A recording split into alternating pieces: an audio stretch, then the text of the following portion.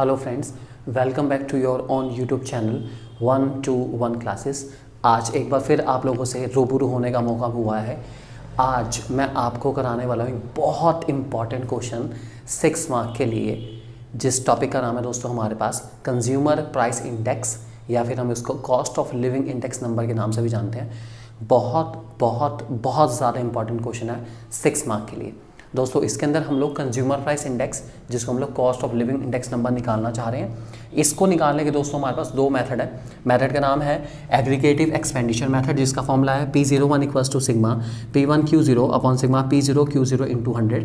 और दूसरा मेथड हमारे पास है फैमिली बजट मेथड, जिसका फॉर्मूला आपके सामने लिखा हुआ है, that is sigma RW upon W, जिसमें से R निकालने के लिए आपको P1 अपॉन P0 इंटू 100 करना पड़ता है। आपको जानते हैं, पीछे हमने R निकाला भी है। और W निकालने के लिए आपको P0 इंटू Q0 करना पड़ेगा, तब जाके आपका बिल्कुल एक्यूरेट आंसर आएगा दोस्तों। तो थोड़ा सा लेंथी प्रोसेस है, लेकिन हम उसको बहुत आसानी से सीखेंगे और समझेंगे कैसे हम लोग कंज्यूमर प्राइस इंडेक्स निकाल सकते हैं। तो चलिए दोस्तों शुरू करते हैं। आपके सामने एक छोटा सा क्वेश्चन आ गया यहाँ पर। आपके यहाँ पर 2001 और 2011 दो ईयर दे रखे हैं आपको। कॉमोडिटी के नाम है ABCD। 2001 के प्राइसेस आपको दे रखे हैं 2, 3, 4, 5। 2001 की क्वांटिटी आपके पास है 1, 3, 4, 2। आप लोग बहुत अच्छे से जानते हैं कि जो बेस ईयर का प्राइस होता है उसको हम P0 कहते हैं, और जो बेस ईयर की क्वांटिटी होती है उसको हम Q0 कहते हैं। आप लोग बहुत अच्छे से जानते हैं। और आपके पास करंट ईयर दैट इज 2011 का प्राइस दे रखा है 3, 5, 6, 8, जिसको हम लोग P1 के नाम से जानेंगे। और आपको कहा गया आपको एग्रीगेटिव एक्सपेंडिचर मेथड और फैमिली बजट मेथड, दोनों मेथड से निकालना है क्या, इंडेक्स नंबर। कौन सा index number, consumer price index या फिर cost of living index number आपको निकालना है। तो दोस्तों शुरू करते हैं फटाफट जल्दी जल्दी। देखिए सबसे पहले हम लोग निकालेंगे एग्रीगेटिव एक्सपेंडिचर मेथड से। फॉर्मूला तैयार है, P1 Q0 निकालना है और P0 Q0 निकालना है। फटाफट हो जाएगा, चलिए करते हैं फटाफट। P1 Q0 निकालना है और P0 Q0 निकालना है और आपका आंसर आ जाएगा। चलिए देखते हैं फटाफट। पहले P1 Q0 निकालते हैं। 3 into 1 3, 5 into 3 15, 6 into 4 24, 8 into 2 16। Total कर लेते हैं जल्दी जल्दी।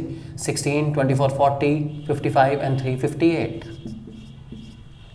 अब निकालते हैं दोस्तों हम लोग P0 Q0। P0 Q0 को मल्टीप्लाई करते हैं फटाफट। P0 into Q0, 2 into 1 2, 3 into 3 9, 4 into 4 16 and 5 into 2 that is 10। Total कर लेते हैं। 16 एंड 10 हो गया आपका 26, 26 और 9 आपका हो गया 35 और 2 37। टोटल आ गया दोस्तों 37। दोनों टोटल आ चुके हैं। चलिए वक्त आ गया इसको फॉर्मूले में रखने का। चलिए फॉर्मूला आपके सामने है तैयार, रख देते हैं। सबसे पहले P1 Q0 की वैल्यू दोस्तों हमारे पास है 58 और P0 Q0 की वैल्यू दोस्तों हमारे पास है 37 इंटू 100। दोस्तों 58 अपॉन 37 अगर आप सॉल्व करेंगे तो आपका आएगा, आप ध्यान से सॉल्व करेंगे, 1.567 इंटू 100 आप करेंगे तो आ जाएगा 156.7। ये दोस्तों हमारा बिल्कुल एक्यूरेट आंसर है दोस्तों, 156.7। आप लोग बहुत अच्छे से निकाल सकते हैं इसको, निकालना चाहे तो। ये हमने सॉल्व करा दोस्तों कौन से मेथड से, एग्रीगेटिव एक्सपेंडिचर मेथड से सॉल्व करा हमारा इंडेक्स नंबर। कौन सा index number, consumer price index वाला इंडेक्स नंबर। आप ध्यान रखे चलेंगे। अब मैं फैमिली बजट मेथड से दोस्तों सॉल्व करने की कोशिश करूँगा हमारा क्या, इंडेक्स नंबर। तो उसके लिए दोस्तों मैं सबसे पहले ये P1 Q0 P0 Q0 को रब करना चाहूँगा। तो चलिए सबसे पहले इनको गायब करते हैं यहाँ से, उसके बाद हम लोग R निकालेंगे। चलिए ये सारा गायब हो गया हमारा, चलिए गायब हो चुका है, बोर्ड आ गया हमारे पास। R निकालते हैं दोस्तों सबसे पहले R, क्योंकि फॉर्मूला है RW अपॉन W। R निकालने का फॉर्मूला है P1 upon P0 into 100। R निकालना दोस्तों ध्यान से देखेंगे। सबसे पहला R है 3 अपॉन 2 इंटू 100, 150 आ गया। दूसरा 5 अपॉन 3 इंटू 100। दोस्तों 5 अपॉन 3 इंटू 100 की वैल्यू दोस्तों हमारे पास, अगर आप पॉइंट में लिखना चाहे तो पॉइंट में लिख सकते हैं, फ्रैक्शन में लिखना चाहे फ्रैक्शन में लिख सकते हैं, आपकी इच्छा है, जैसा आप करना चाहे कर सकते हैं। मैं यहाँ पे इसको लिख रहा हूँ फिलहाल 500 अपॉन 3। इसको पॉइंट में चेंज नहीं कर रहा हूँ, क्योंकि मुझे पता आगे W से मल्टीप्लाई करना है, शायद कुछ वहाँ पर कट हो जाए और इसका एक्यूरेट आंसर मुझे मिल जाए। तो मैंने अब इसको होल्ड पे रखा है कि भाई अभी आप फ्रैक्शन में रहिए, आगे हम आपको सॉल्व करेंगे। उसके बाद ये कर लेते हैं 6 अपॉन 4 इंटू 100। इसकी वैल्यू दोस्तों होगी हमारे पास पूरी 150। अगला 8 अपॉन 5 इंटू 100, ये वैल्यू आ गई दोस्तों हमारे पास 160। तो दोस्तों इस प्रकार मैंने आपके सामने निकाला है R आया मेरे पास 150, 500 अपॉन 3, जिसको आप लिखना चाहते हो 166.67 भी लिख सकते हैं। 150 एंड 160, ये हमारा R आ गया है। मुझे R नहीं चाहिए, मुझे चाहिए RW। इसके लिए पहले मुझे W निकालना पड़ेगा दोस्तों। W का फॉर्मूला है P0 इंटू Q0। आपके सामने लिखा है W, तब आएगा जब आप P0 Q0 करेंगे। तो पहले W निकालते हैं दोस्तों, P0 Q0 करके। 2 इंटू 1 2, 3 इंटू 3 9, 4 इंटू 4 16, 5 इंटू 2 10। ये आ गया दोस्तों W। क्या मुझे W चाहिए? हाँ, W का टोटल तो चाहिए भाई, W का टोटल की ज़रूरत तो है। W का टोटल दोस्तों हमारे पास आ गया कितना? 37। अब मेरे को चाहिए RW, तो मैंने R और W को आपस में मल्टीप्लाई करा। चलो दोस्तों मल्टीप्लाई कराइए मेरे साथ फटाफट जल्दी। 150 इंटू 2, ये तो बहुत आसान होता है, हमें पता है ये होता है 300। 500 अपॉन 3 इंटू 9 करूँगा, 3 से 9 कट जाएगा दोस्तों, 3 आएगा। 5 इंटू 3 आ गया हमारा 1500, 1500।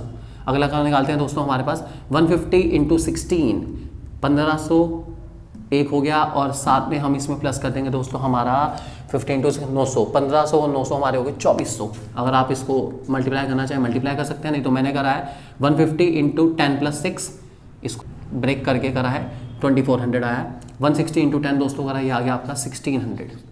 टोटल का लेते हैं 1600 और 2400 4000, 4000 और 1500 हो गया 5500, 5500 और 300 हो गया 5800। तो दोस्तों ये आ गया हमारा टोटल कितना? 5800 आपके सामने आ चुका है। चलिए अब बारी आ गई है इसको फॉर्मूले में रखने की दोस्तों। आपके सामने फॉर्मूला आपका तैयार है बिल्कुल। P01 equals to sigma RW, कितना है टोटल?